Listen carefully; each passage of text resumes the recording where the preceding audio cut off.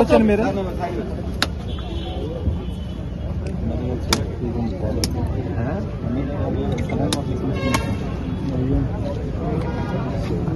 Madam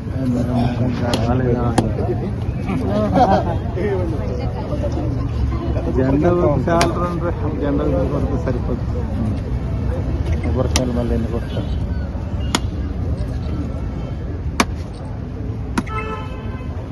మూడు కొట్టాలని బోల్ కుర్సీ కానీ సంవత్సరం మొహమ్మద్ రామ్ డౌరీ కదా ఇంకేసి కొబ్బరికాయలు సగం కూడా లేవు ఇంకేసి అట్లకి మనం తీస్తాం నీట్గా మేడం గారు మళ్ళీ ఒకసారి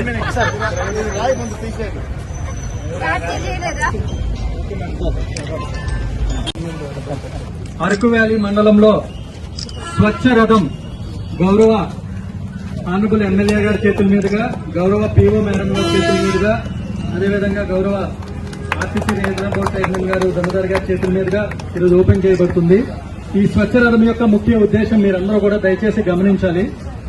ఏవైతే మన మండలంలో ఉన్నటువంటి 14 గ్రామ పంచాయతీల్లో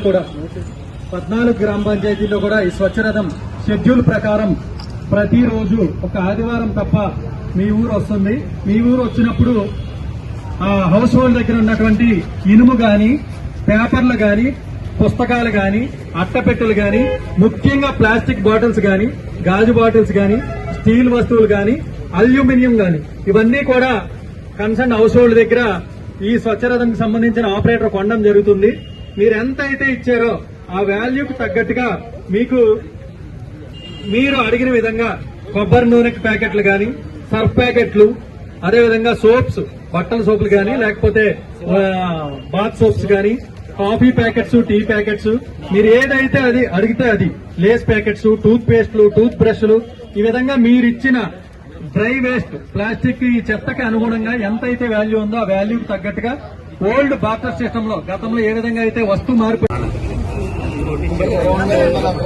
గ్రామ్స్ వచ్చింది ఎంత ప్లాస్టిక్ వాల్యూ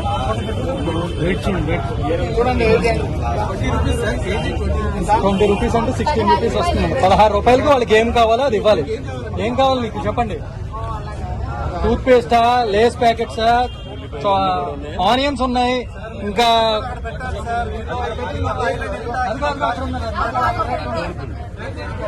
బోటం చూడండి, అదొకసారి తీయండి, పెద్ద పెట్టిస్తాను.